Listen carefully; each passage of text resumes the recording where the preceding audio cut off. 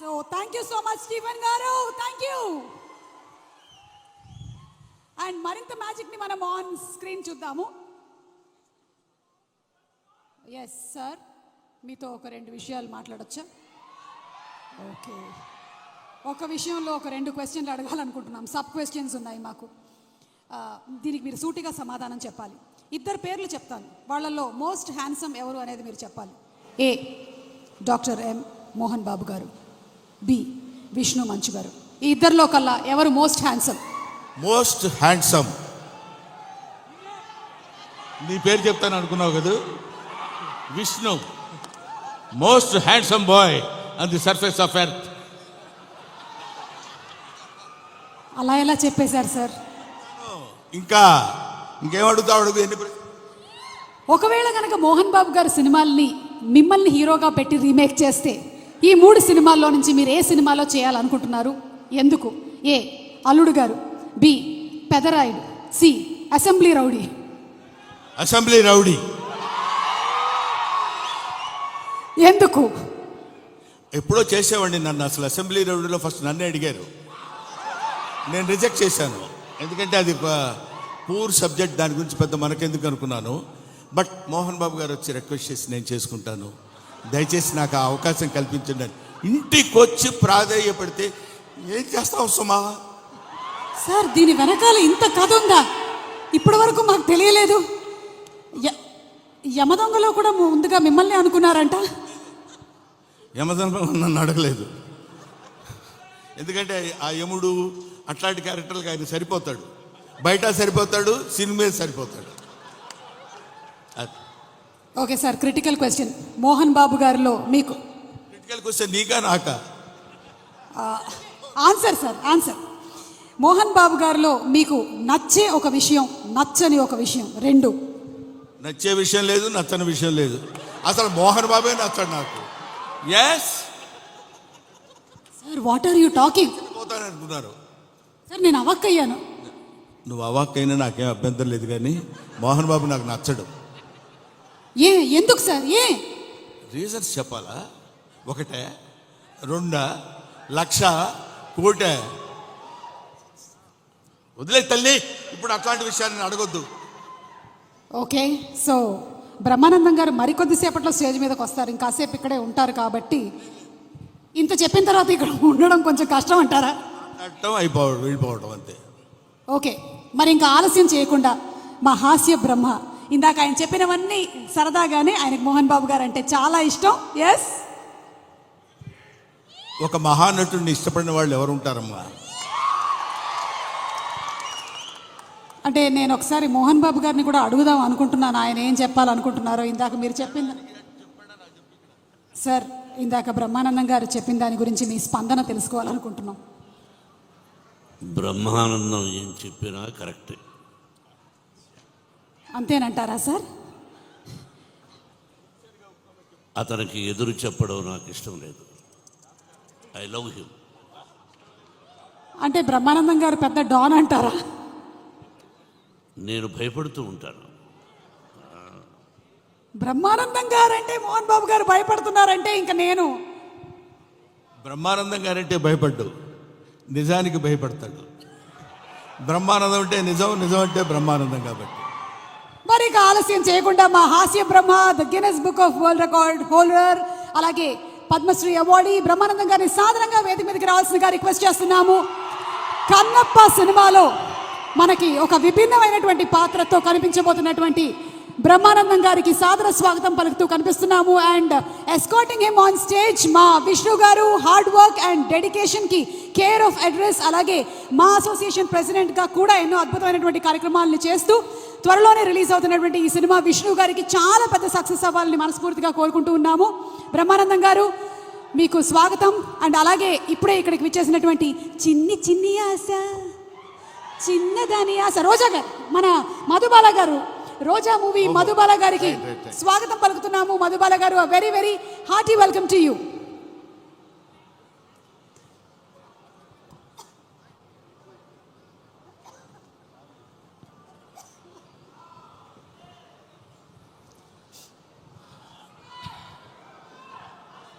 అందరికీ చిన్న పెద్ద తేడా లేకుండా విచ్చేసినటువంటి కన్నప్ప స్వరూపులకి నా హృదయపూర్వకమైన నమస్కారాలు తెలియజేసుకుంటున్నాను.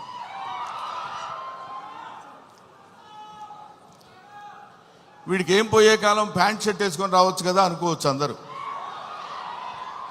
కొంతమందికి ఆ ఐడియా ఉండుంటుంది. కానీ ఈరోజు ఈ సభ శివతత్వానికి సంబంధించిన సభ, శివుడికి సంబంధించిన సభ, శివ మహత్యానికి సంబంధించిన సభ కాబట్టి ఆయన గురించి మాట్లాడేటప్పుడు ఒళ్ళే కాదు, మనం ధరించిన బట్టలను కూడా జాగ్రత్తగా ఉంచుకోవాలేమో అన్న అభిప్రాయంతో వచ్చాను ఇలాగ.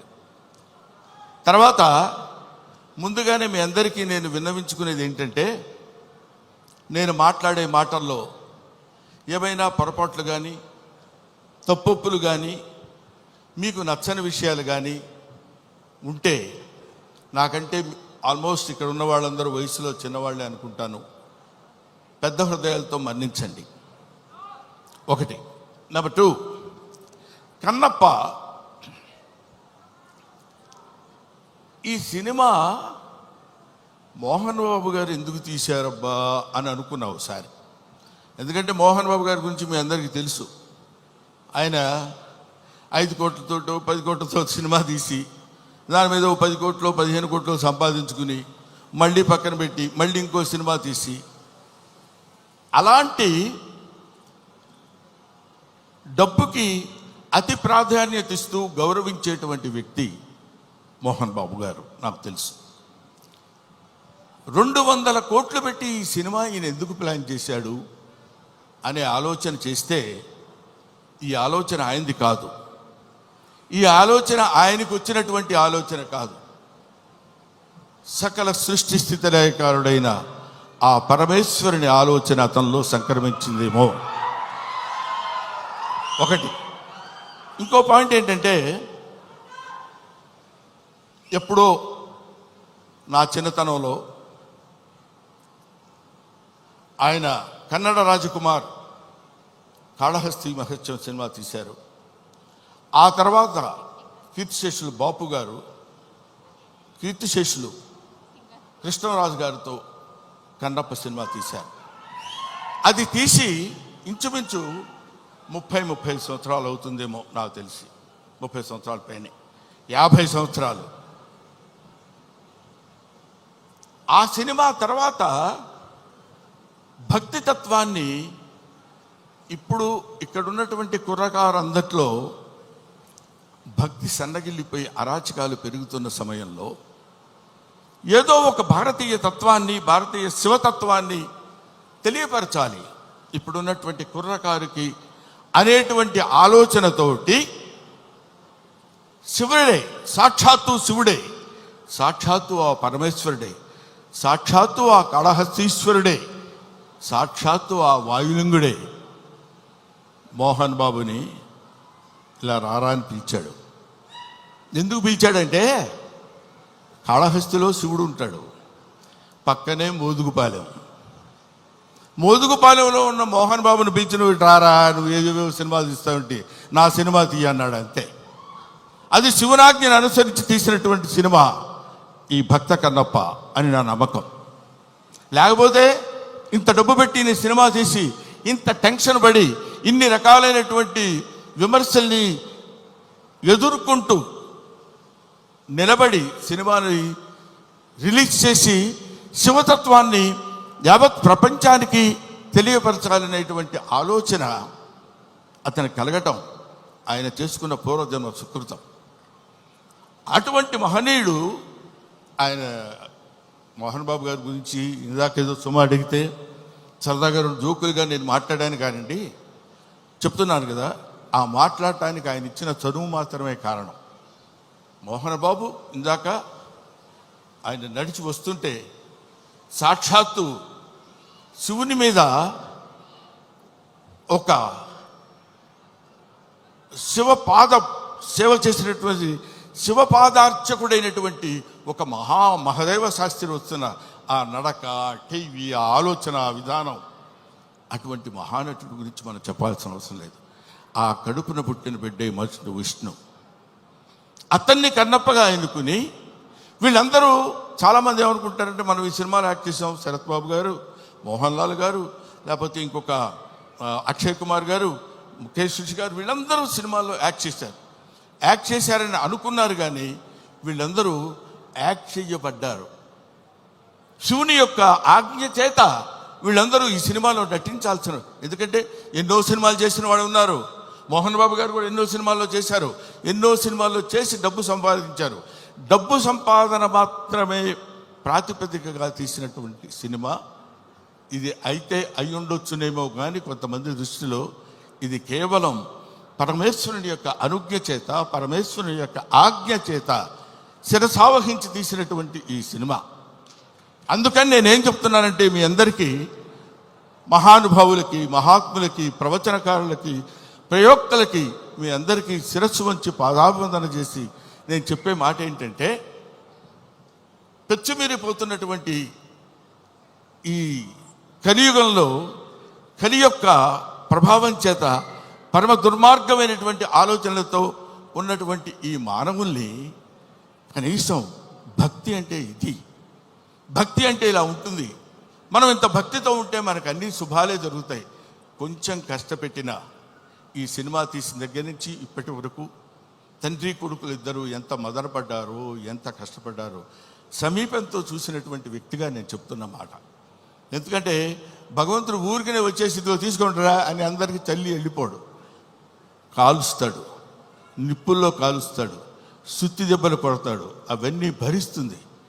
అది ఆయన ఎన్నుకున్న బంగారం. ఆ తర్వాత ఒక అద్భుతమైనటువంటి ఆభరణాన్ని చేయగలడు కన్నప్ప లాంటి సినిమా తీసి.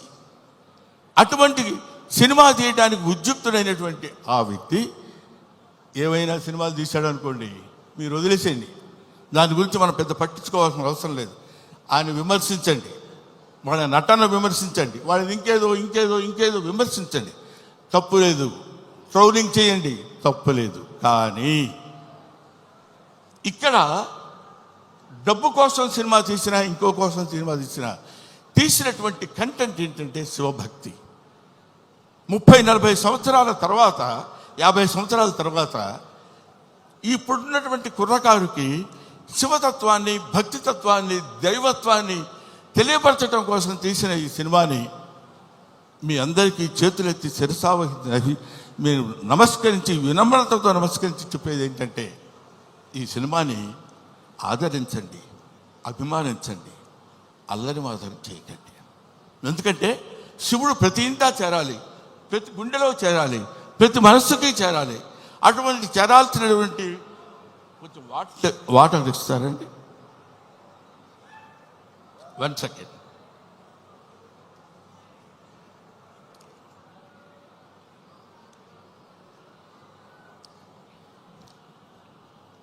ప్రతివాడి హృదయంలో చేరాలి. ప్రతివాడి హృదయంలో ఉన్నటువంటి అద్భుతమైనటువంటి దీపాన్ని వెలిగించేటువంటి ప్రయత్నం చేశారు. కాబట్టి ఈ సినిమా దిగ్విజయంగా ఉండాలని మనస్ఫూర్తిగా కోరుకుంటున్నాను. పైగా ఈ సినిమా ఎందుకు ఆడాలని నేను కోరుకుంటున్నాను అంటే, ఇది కేవలం మహోన్నతమైనటువంటి భక్తుల గురించి చెప్పేటువంటి సినిమా మాత్రం కాదు. దూర్జటి మహాకవి, శ్రీకాళహస్తిలో ఉన్నటువంటి దూర్జటి మహాకవి ఆయన చెప్పింది ఏంటంటే, రే ఏంటేంటో వేదాలు, పుణ్యాలు, పునస్కారాలు, హోమాలు ఇవన్నీ చేయటం కాదురా. అవన్నీ తెలియని వాళ్ళు కూడా చాలామంది ఉన్నారు. అవన్నీ తెలియని మనుషులు ఉన్నారు. అవన్నీ తెలియని జంతువులు ఉన్నాయి. అవన్నీ తెలియని పురుగులు, పాములు ఉన్నాయి. అవన్నీ తెలియని క్రిమి కీటకాలు కూడా ఉన్నాయి. వీటన్నిటికీ నేను మోక్షాన్ని ఇవ్వగలను. ఏ వేదంబు పఠించ లోత. సాలెపురికి ఏ వేదం చదువుకుంది? భుజగం ఏ శాస్త్రములు చూచాను. పాము ఏ శాస్త్రములు చూచింది? తాను ఏ విద్యాభ్యసనం వచ్చే కరి. ఏనుగు వెళ్ళిపోయి ఏ విద్యాభ్యాసనం చేసింది? చెంచు ఏ మంత్రం ఊహించాను. చెంచు ఏ మంత్రం ఊహించాడు? వాడికి ఏం తెలుసు? ఏమీ తెలియదు. బోధావిర్భావ నిదానములు చదువులయ్యా కాదు అని చెప్తున్నాడు. బోధావిర్భావ నిదానములు చదువులయ్యా కావు, నీ పాద సంసేవనాసక్తియే గాక జంతు తతికి శ్రీకాళహస్తీశ్వరా. అది ఆయన చెప్పింది. అటువంటి ఆటవిక మానవుడు యొక్క పాత్రని పోషించేటువంటి మా మంచు విష్ణు ధన్యజీవి. ధన్యజీవి. ఎవరో ఎందరో మహానుభావులు పోషించేటువంటి పాత్ర. ఇప్పుడు అతని పాత్ర పోషణ ఎలా ఉందో నేను చెప్పడం, ఆర్టిస్టుల పాత్ర పోషణ ఎలా ఉందో నేను చెప్పి ఈ సినిమా మీరు చూడండి, మోహన్ బాబుకు బోల్డెంత డబ్బులు ఇవ్వండి అని చెప్పడానికి మాత్రం నేను ఇక్కడికి రాలేదు. అటువంటి పాత్రలు, అరుదైన పాత్రలు లభించేటువంటి శక్తి కుర్రకారుగా ఉన్నటువంటి ఆ వ్యక్తికి లభించడం ఒక అదృష్టం. పోతే ఈ ఈ ఈ సినిమాలో చాలామంది నటించారు. అందరి నటన గురించి ఒక్కొక్కళ్ళ గురించి నేను చెప్పడం కంటే, భక్తి అంటే మనందరం ఏమనుకుంటామంటే, ఆ స్వామి దగ్గరికి వెళ్ళి శనివారం నాడు స్నానం చేసి, అయ్యో శుక్రవారం అండి వాళ్ళు ముట్టుకోను, గురువారం నాన్ వెజిటేరియన్ తిన్నావా, don't bring the God to kitchen level అన్నాడు వివేకానందుడు. భగవంతుడిని కిచెన్ లెవెల్కి తీసుకొస్తారు ఎందుకండి మీరు? అక్కర్లా, మీరు తినండి. కొండల కానలను తిరిగి దుర్జటి రాసిన పద్యం చెప్తున్నాను, నేను చెప్పేది కాదు. కొవ్విన పందుల లేళ్ల దుప్పులను చిన్నక పెద్దక కారు కమ్మగా ఉండుదురు, నీవిచ్చట ఉండనేలా నా కొడుకు ఆనతీక ఉడుమురికి రాగదవయ్య లింగమా, నువ్వు రా. మా చిన్నక్క పెద్దక్క ఉన్నారు, దుప్పి మాంసం, వేట మాంసం, పంది మాంసం తీసుకొచ్చి పెడతాను నీకు. కొవ్విన పందుల లేళ్ల దుప్పులు అంటే నువ్వు తినేటువంటి ఆహారంలో ఉన్నటువంటి విశిష్టత గురించి నీకు నేను సమర్పిస్తాను. సమర్పణలో ఉన్నటువంటి ఆత్మ సమర్పణలో తనకు కలిగినటువంటి భావాన్ని పాదాల దగ్గర చేసి ఆత్మ నివేదన చేసుకున్నప్పుడు శివుడు అనుగ్రహిస్తాడు. బావా దేవుడే లేడంచు దూషించు దుష్టాత్మడని అన్నాడు కన్నప్ప. అటువంటి వాణ్ణి కూడా మార్చి తన వైపు తిప్పుకొని, ఒరే నన్ను ఆశ్రయించు, నీకెవడో దిక్కులేనప్పుడు నేనున్నాను నీకు. ఎందుకంటే ఇంకా ఆయన గురించి చెప్పాలంటే అద్భుతమైన విషయాలు ఎన్నో చెప్పొచ్చు. అందరూ కాదని కింద పడేస్తే చనిపోయిన శరీరాన్ని నేనున్నాను రా నీకు అని అక్కున చేర్చుకునేటువంటి మహానుభావుడు ఆ పరమేశ్వరుడు శివుడు. ఎవ్వడు వద్దొద్దు అయిపోయాడు తీసి పడేయండి కింద అంటాం మనం, మన ఇంట్లో వాళ్ళనే మనం అంటాం. అటువంటి వాళ్ళని అందుకనే దాన్ని ఏమంటారంటే, అధికుడని అధముడని నరుని దృష్టిలోనే భేదాలు, శివుని దృష్టిలో అంతా సమానులే. కాబట్టి అక్కడ ఇచ్చట అస్పృశ్యత సంచరించుటకు తావే లేదన్నాడు జాషువా. ఇక్కడ అబ్బాయి నేను వీడు ఫలానా క్యాస్ట్ నేను వీడిని ముట్టుకొని అని ఉండదు. ఇటువంటి శివతత్వాన్ని మన వాళ్ళ వరకు, మన 2 రాష్ట్రాల వరకు అని కాకుండా యావత్ భారతదేశంలో ఉన్నటువంటి ఈ ఎవడు శివుడంటే ఇంకా ఎంతసేపు అయినా మాట్లాడతాను. కాకపోతే సుమ లక్కీగా ఇక్కడ లేదు. కాబట్టి ఎందుకంటే మీ అమ్మా నాన్న ఎవరంటే ఫలానా అని చెప్తాం, వాళ్ళ అమ్మా నాన్న ఎవరంటే ఫలానా వాళ్ళని చెప్తాం, వాళ్ళ అమ్మా నాన్న అని చెప్తాం. అలా వెళితే అసలు మీ అమ్మా నాన్నలు ఎవరంటే వాగర్ధావివ సంపృక్తౌ వాగర్ధ ప్రతిపత్తయే జగతః పితరౌ వందే పార్వతీ పరమేశ్వరవు. జగత్తుకే తల్లిదండ్రులైనటువంటి వాళ్ళు పార్వతీ పరమేశ్వరుడు. ఆ పార్వతీ పరమేశ్వరుల యొక్క అంశ చేత, నానా ఇది క్రిమి సాలెపురుగు, దీనికి మోక్షాన్ని ఇచ్చాడు. అది కీటకం పాము, దానికి మోక్షాన్ని ఇచ్చాడు. అది జంతువు ఏనుగు, దానికి మోక్షాన్ని ఇచ్చాడు. నాగరికత లేనటువంటి మనిషి, అడవి మనిషి, వాడికి మోక్షాన్ని ఇచ్చిందే కాకుండా శ్రీశైల మహాక్షేత్రంలో తన శిరస్సు మీద పెట్టుకున్నాడు. అదిగో కన్నప్ప గుడి అని మనం చూస్తాం. అంతటి ప్రాతిష్ఠ్యం కలిగినటువంటి ఈ అద్భుతమైనటువంటి కావ్యాన్ని చిత్రీకరించాలనేటువంటి ఆలోచన మోహన్ బాబు గారి కలగటం, ఇది అందరికీ పంచాలి. ఈ శివతత్వం అందరికీ తెలియాలి, ఈ భక్తితత్వం అందరికీ తెలియాలంటున్నారు. కాబట్టి మహాత్ములైనటువంటి వాళ్ళకి, మహానుభావులైనటువంటి వాళ్ళకి, జ్ఞానులైనటువంటి వాళ్ళకి, జ్ఞానమే అజ్ఞానం అనుకునేటువంటి వాళ్ళకి, అజ్ఞానమే జ్ఞానమని కూడా పరిగణించుకునే వాళ్ళందరికీ శిరస్సు వంచి, వయసులో మీ అందరికంటే పెద్దవాడైనా నమస్కరించి మిమ్మల్ని కోరుకునేది ఏంటంటే, శివతత్వాన్ని సంబంధించిన ఈ సినిమాని ఎవరు అడ్డుకోవద్దు. మీ అందరి సినిమా చూడమని కూడా నేను చెప్పట్లేదు, అడ్డుకోవద్దు. చూసిన తర్వాత ఆహా, ఇందాక ఆ మ్యూజిక్ డైరెక్టర్ ఉన్నాడు, శివుడికి కులం ఏంటండి? శివుడికి కులం ఏంటి? క్రిస్టియన్ ఫ్యామిలీ నుంచి వచ్చినటువంటి వ్యక్తి స్టీఫెన్సన్. మ్యూజిక్ డైరెక్టర్ పేరేంటండి? స్టిఫై. ఆయన శివతత్వాన్ని గురించిన సినిమా గురించి అంత అద్భుతమైనటువంటి భక్తి తత్వంలోకి తీసుకెళ్ళటం అనేటువంటి ఆలోచన, ఇవన్నీ they are all picked. Sarath Kumar, లేకపోతే ఒక ముఖేష్ ఋషి, ఒక మోహన్ లాల్, వీళ్ళందరినీ, అక్షయ్ కుమార్ లాంటి వాళ్ళని పట్టుకుని వీళ్ళు వీళ్ళు వీళ్ళు ఉండాలని ఆలోచన అతనికి ఎలా కలిగిందంటే, ఇది ఏది మనం చేసింది కాదు, ఈ కన్నప్ప సినిమా అనేటువంటిది ఒక అద్భుతమైనటువంటి, ఒక the greatest adventurous film on the surface of earth. కాబట్టి భూమి మీద ఉన్నటువంటి ప్రతి వాళ్ళు, ముఖ్యంగా కుర్రకారు, భక్తితత్వాన్ని అంటే ఏంటో తెలియనటువంటి వాళ్ళు. ఎందుకంటే నేను ఏదో ఒక విషయంలో మాట్లాడుతూ, భక్తి అంటే ఏంటంటే వెళ్ళిపోయి దండాలు పెట్టుకుని పూజలు చేసేసి మంత్రాలు చదివేసి అని, అది తప్పులేదు, అది వాళ్ళ నమ్మకం కావచ్చు. కానీ మనకి జన్మనిచ్చినటువంటి దేవుణ్ణి నిరంతరం, అదే కన్నప్ప సినిమాలో ఒక పాటలు చూశాను నేను, అన్నం ముద్దలో దేవుడిని చూస్తాడు, సగం నరకబడిన కొయ్యలో దేవుడిని చూస్తాడు, ప్రతి చోట దైవాన్ని దర్శించుకునేటువంటి స్థితిని కల్పించటమే భక్తి. అటువంటి భక్తితో జీవితాన్ని ప్రసాదించి, పాంచభౌతికమైనటువంటి జీవితాన్ని ప్రసాదించిన ఆ భగవంతుడికి చిరస్థాయిగా కృతజ్ఞతతో ఉండటమే భక్తి.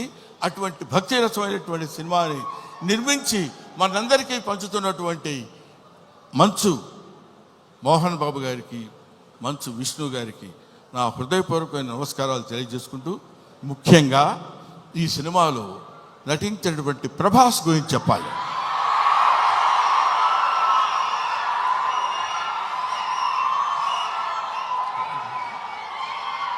ప్రభాస్ అంటే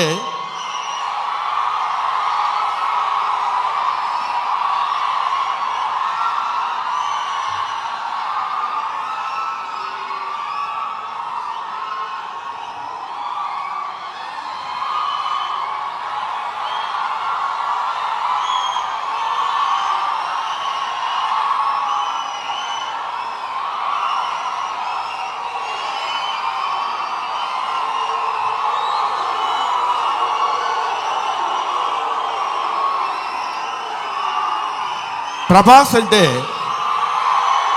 ప్రభాస్ అది ఇంకా ఆపండి. ప్రభాస్ గురించి చెప్పాలి ఈ సినిమాలో. ఆయన ఒక ప్రపంచం గర్వించదగినటువంటి నటుల్లో ఇప్పుడు ఒకడు ప్రభాస్. ఈ సినిమాలో ఆయన ఎందుకు అంగీకరించాడంటే, సినిమాలో ఆయన డబ్బు కోసం అంగీకరించలేదు, ఏదో ఈ సినిమాలో ఒక అద్భుతమైన క్యారెక్టర్ చేయాలని ఆయన అంగీకరించలేదు. ప్రభాస్ ఒక మానవతా విలువలు కలిగిన మనిషి, ఒక మంచి మనిషి, ఎవరైనా ఏదైనా చేయిజాప అడిగితే కాదనేటువంటి వ్యక్తి కాదు ప్రభాస్. ఎవరైనా అద్భుతమైనటువంటి స్థితిలో ఉండి ఇది నాకు కావాలి అని అడిగినప్పుడు, ముఖ్యంగా ఆ విషయంలో చెప్పాలంటే మోహన్ బాబు గారికి అత్యంత సన్నిహితుడు. మోహన్ బాబు గారు ఎలాంటి వాడంటే, ఓ చిన్న ఆల్కహాల్ లాంటి వాడు, అలవాటైతే వదిలిపెట్టలేం. అలాగే ఎంతో మోహన్ బాబు గారి మత్తులో, మోహన్ బాబు గారి ప్రేమలో మునిగి తేలినటువంటి వ్యక్తి. కాబట్టి ప్రభాస్ ఈ సినిమాలో చేశాడు. అరే మోహన్ బాబు గారి ఎంట్రీ చూశారు కదా, అతను స్టీఫెన్ కూర్చున్నాడు, మ్యూజిక్ డైరెక్టర్. ఆ మోహన్ బాబు గారి ఎంట్రీ అలా పెడితే ప్రభాస్ శివప్రభాసుడు, అతను శివుడి చేత ప్రకాశవంతంగా పెరిగేవాడు, 6 అడుగుల అందగాడు. అతను విగ్గు పెట్టుకుని అలా వస్తున్నప్పుడు ఒళ్ళు గగురు పొడిచి వీర తాండవం, శివ తాండవం చేసేటువంటి విధంగా ఆ సినిమాలో నటించాడు ప్రభాస్. నేను చూశాను.